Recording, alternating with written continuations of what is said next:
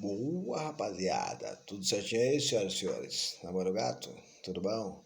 Bom. Vamos lá então, cabeção, vacilão. Seguinte, vamos continuar falando aqui sobre a questão do imperialismo na África e na Ásia do século XIX, firmeza? Ou, como você já deve ter visto aí nas chamadas ou no livro, é chamado também de neocolonialismo, certo? O novo colonialismo. E a gente vai trabalhar esse conceito hoje. Firmão, tranquilo, de boa. Hoje é mais leve. Vamos tentar ser mais leve e ser mais sucinto aqui na fala. Firmão? Enquanto isso, eu vou pedir para você, por gentileza, para que você abra na página 237, deixa aí a página 237, beleza? Que a gente vai utilizar umas pequenas. A gente vai utilizar o mapa, beleza? E aí no mapinha a gente já resolve bastante sobre isso. Enquanto vocês vão abrindo aí o livro na página 200 e... eu esqueci a página já. Qual que é o nome disso? Alzheimer. 237. Enquanto vocês vão abrindo na página 237, você não esqueça de colocar seu nome, seu sobrenome, a turma que você compõe, firmão. E aí é nós que tá. Então, bora lá, vamos tentar falar um pouquinho sobre a questão do imperialismo, continuar aqui. Certo, é nós. Então, senhoras e senhores, pau no gato. Então, beleza. A gente viu então que no século XIX a gente tem um desenvolvimento da ciência muito grande. Esse desenvolvimento da ciência ajudou demais a produção. Então, pela primeira vez na história, a gente vai ter ciência e indústria caminhando juntas, beleza? Isso é bom, foi bom, ótimo. Um monte de coisa desenvolvida, energia elétrica, a questão das comunicações, o telefone, o telégrafo, as ferrovias, a questão de maquinário, aumenta a produção para você ter maior acesso à produção de alimentos e coisa e tal. Tá. Mas a gente sabe que nem sempre esse aumento de produção chega a todos. Né? O aumento de produção chega para quem tem condição de pagar, né, Dom? E aí quem não tem condição de pagar não vai chegar. Mas vamos lá. A gente viu que agora a gente está passando então por uma segunda revolução industrial, e essa segunda revolução industrial ela não vai ocorrer só na Inglaterra, ela vai ocorrer em outros países. Então Alemanha, França, China não, Japão, Estados Unidos, Itália, são países, Bélgica também, são países que estão passando por um melhoramento da sua produção industrial, e é óbvio, esses países agora que estão passando por uma revolução industrial, eles vão querer também disputar o mercado. E essa disputa, né, essa entrada dos países novos na disputa por mercado, vai gerar conflitos econômicos. E é a base desses conflitos que vão ser como é que eu posso dizer? Parecia até que estava pausado, né?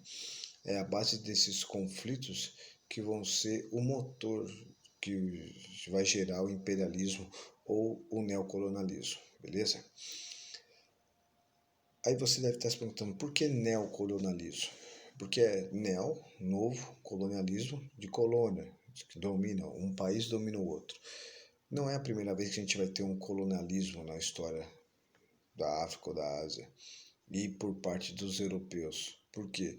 Porque a gente, não sei se vocês se lembram, mas no século XVI nós vamos ter, século XV, XVI, nós vamos ter as grandes navegações. Portugal e Espanha saem procurando um novo caminho até as Índias para procurar temperos e vão dominar parte da África, Ásia, América, beleza?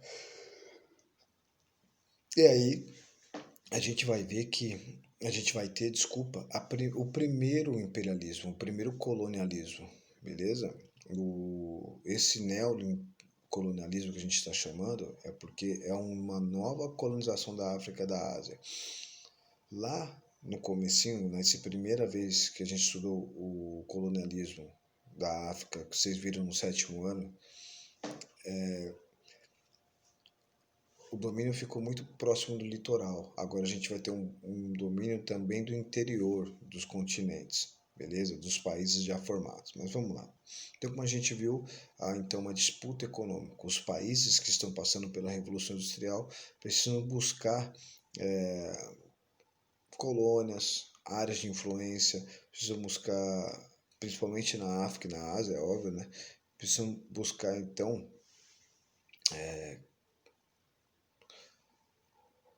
métodos, áreas, pessoas, governos que ajudem ao seu enriquecimento. Então, Portugal, Espanha, que vão entrar também, Itália, França, Inglaterra, Alemanha, Estados Unidos, Japão, estão buscando parceiros comerciais, territórios que consigam ajudar no seu desenvolvimento econômico, na sua revolução industrial. Então, o que esses grandes países que agora estavam passando por essa revolução industrial queriam em buscar expandir e buscar áreas de influência?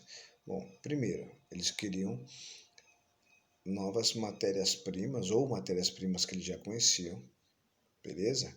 Então, os países dominados iam fornecer matérias-primas para suas indústrias. Matéria-prima, você sabe o que é, né? É uma mercadoria que é utilizada para fazer outra mercadoria. Então, por exemplo, vamos dizer qual que é a mercadoria dos móveis, de forma geral, nessa época. Madeira, tá? Qual que é a mercadoria, a matéria-prima do açúcar, a cana, beleza? Beleza. A plantação de cana, né? Então eles queriam matéria-prima. Segundo, eles queriam gente para comprar as mercadorias. Não adianta eu aumentar minha produção e não tem para quem vender. Precisava então de mercado consumidor, que é o que a gente fala, beleza? Vamos lembrar também, ó, só voltando ali, matéria-prima pode ser de qualquer tipo, beleza? Então, matéria-prima, mercado consumidor.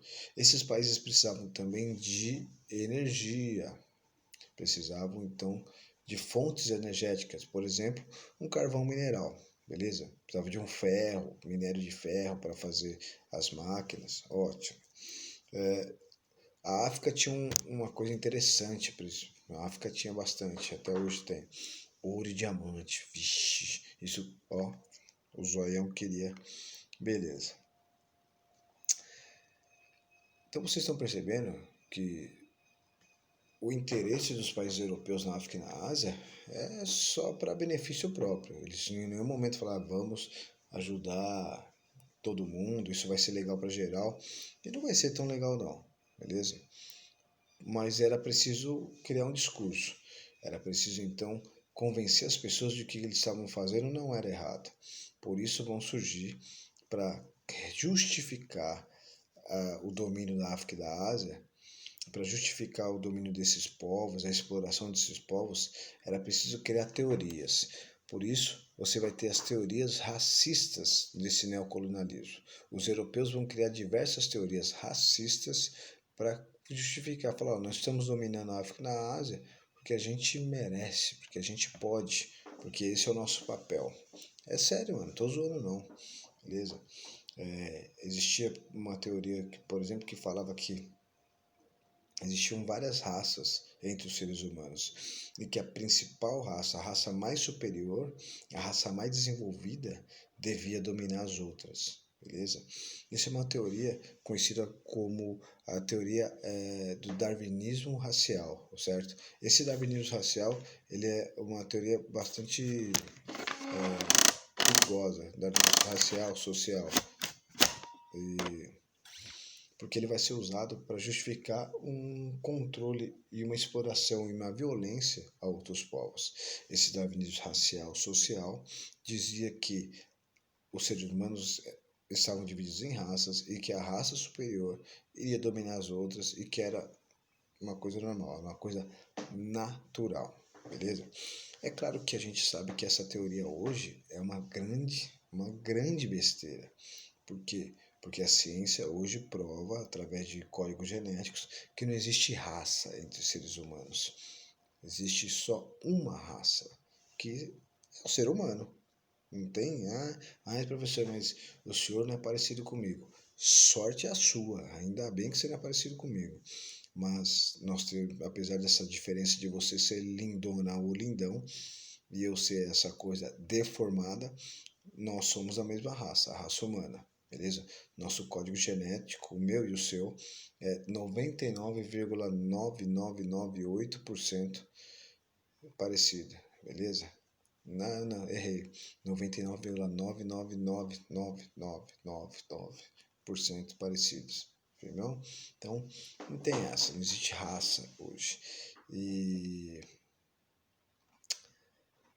se você chegar hoje e falar que existem raças superiores, você está cometendo, cientificamente falando, um grande erro. Falando uma grande baboseira. Beleza? Você tem as diferenças étnicas, culturais, mas você não tem diferença de raça. Então, os europeus falavam que as raças superiores deviam dominar, deviam controlar as outras raças inferiores. Essa que é a questão.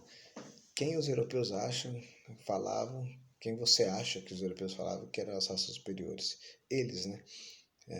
Então, para os europeus, os povos da África, da Ásia, da América também. Você acha que o Brasil está fora disso aí também? E os povos mestiços, os povos misturados, eram raças inferiores e deviam ser dominados pelos europeus. E os europeus iam dominar as outras raças por um motivo claro, porque como eles eram a raça superior, eles iam levar o progresso para a África, para a Ásia, para a América. Que lindo! Olha que legal! Eles iam ajudar os povos da África e da Ásia, então, a se desenvolverem. Capaz mesmo, né? Bom, essa era a desculpa que eles usavam para conseguir dominar, explorar, cometer violências, né, as maiores violências que você já ouviu diversas violências, mas os caras cometem atrocidades que a gente vai falar nas próximas aulas, beleza? Então, além da teoria do darwinismo social-racial, havia também uma justificativa dizendo que o homem branco tinha uma missão civilizatória, quer dizer, ele tinha uma responsabilidade de levar a civilização para a África e para a Ásia. E que essa responsabilidade era muito pesada, que os europeus iam fazer isso sim, mas que ela era pesada, que esse era o fardo do homem branco, beleza? Então, a teoria do darwinismo social diz que o homem europeu, o homem branco, tem uma missão civilizatória, que ele vai levar a civilização a outros povos. E isso era muito difícil para ele. Carregar esse fardo do homem branco era muito difícil, mas eles iam fazer. E utilizando essas desculpinhas esfarrapadas, que agora a gente vai lá para o mapa da página 237, que os países europeus dividem entre si a África. Se você olhar no mapa da parte de baixo, o mapa todo colorido da página 237, você vai ver como os europeus dividem a África entre eles, de acordo com seus interesses, beleza? E aí você vai perceber que é uma divisão bem artificial. Você não respeita limites entre os povos africanos, beleza? E assim a África vai ser dividida entre franceses, italianos, alemães, entre ingleses e, cara, portugueses, espanhóis. E isso, é claro, vai gerar um problema. Muitos problemas, beleza? Os franceses na Argélia, os belgas na região do Congo, isso foi uma violência enorme. Os britânicos na África, a gente vai ter os britânicos na China e na Índia também, beleza? E a gente vai ver que eles vão dividir a África e a Ásia sem levar em consideração os povos, as culturas e todas as diferenças que existiam lá. Isso vai gerar conflitos. Mas é óbvio também que, mano, os africanos, os asiáticos, não vão ficar moscando, falando, ai, fui dominado. Não, nunca. Sempre há resistência. É isso que acontece, certo? Os africanos, os asiáticos vão resistir ou tentar resistir a esse neocolonialismo, esse imperialismo, de forma bastante corajosa também, beleza? Mas isso são cenas de um próximo capítulo, firmeza? Espero que a gente tenha entendido um pouquinho como ocorre o domínio, qual é a desculpinha que os europeus usam para dominar e que as coisas não vão ser tão simples não, beleza? Lembrando, os argumentos que os europeus usavam hoje já não são mais aceitos. Apesar de ter gente que ainda acredita em algumas coisas, como terra plana.